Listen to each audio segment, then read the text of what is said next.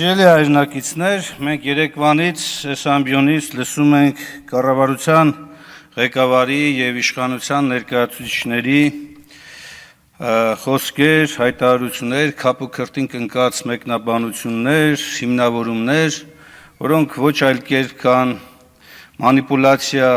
եւ մոլորության մեջ մղելու հերթական փորձ անվանել չենք կարող։ Նիկոլ Փաշինյանը Երրորդ հանրապետության ամենաերկար կառավարության պաշտոնավարող ղեկավարն է։ Ամենաերկար։ Եվ այս տարիների ընթացքում, սիրելի հայրենակիցներ, երբ որ վերլուծում ենք արդյունքները, հանգում ենք շատ պարզ մի հետևության։ Ամենաանհաջող, ամենակորստաբեր եւ որ ամենավատն է, ամենաապագայազուրկ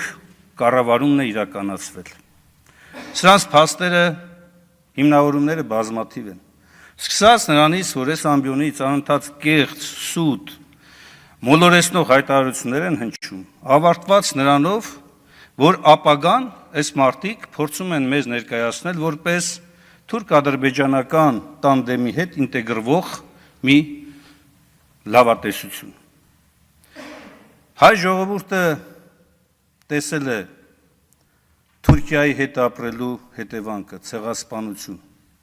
տեսել է Ադրբեջանի հետ ապրելու հետևանքը, ցեղասպանություն։ Հիմա դուք նորից մղում եք մեր ժողովրդին ցեղասպանության նոր շրջափուլ ու դրանով համարում եք, որ դուք նոր Հայաստան եք կառուցում,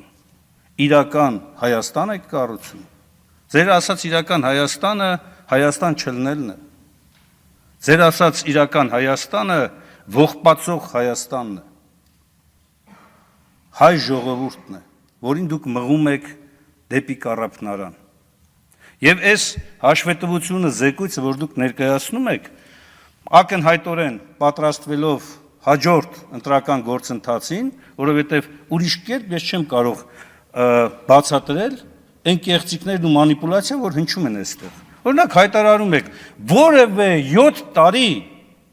Հայաստանի որևէ իշխանության չի հաջողվել պետական բյուջեի եկամուտները կրկնապատկել։ Լսեք, այդքան պարզ, սուտ, որտեղից եք կարողանում հնարել։ Լավ, վերցրեք վիճակագրության պաշտոնական հրապարակված տեղեկությունները։ Օրինակ 2000-2007 թվական պետական բյուջեի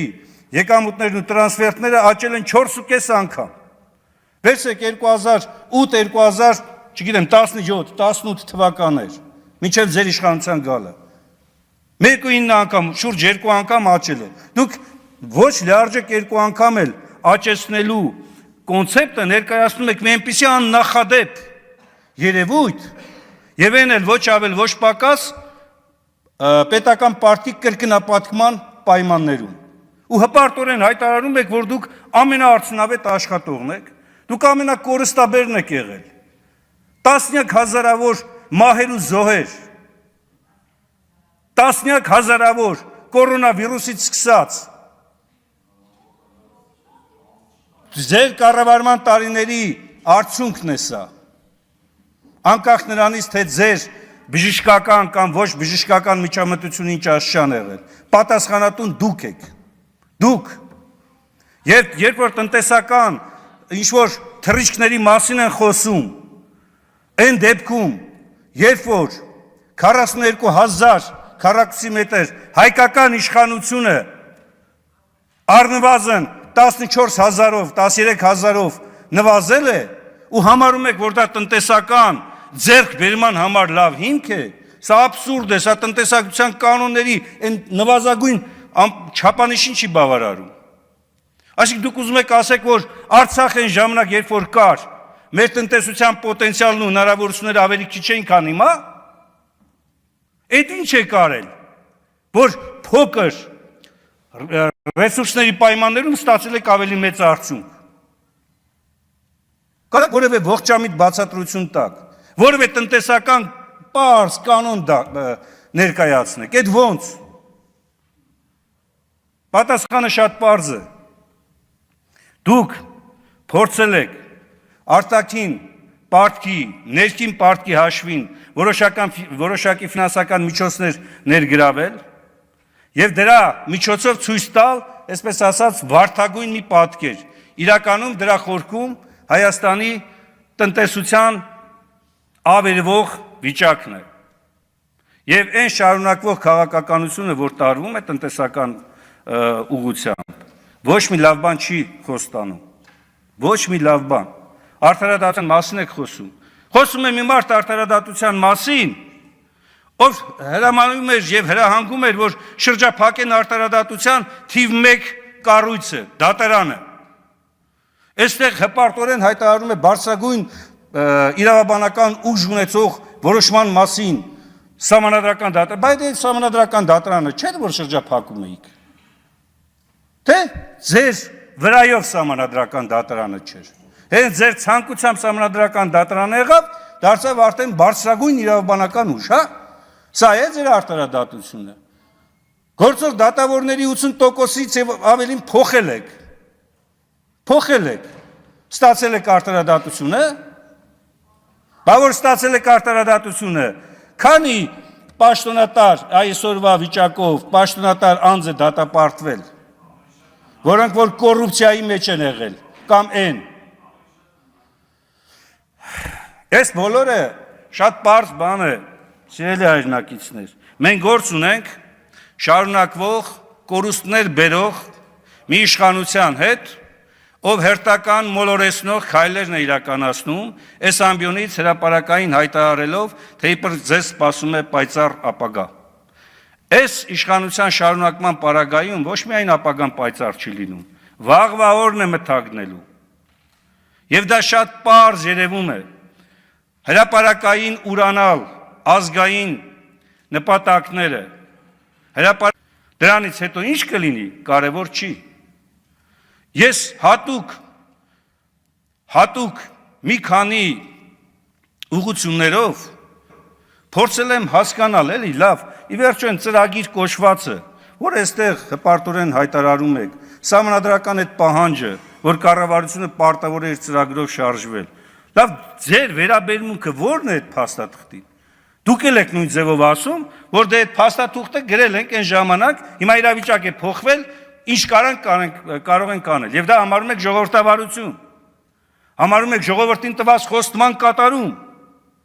Համարում եք, որ դուք այնքան դեմոկրատ եք, որ հանդուրժում եք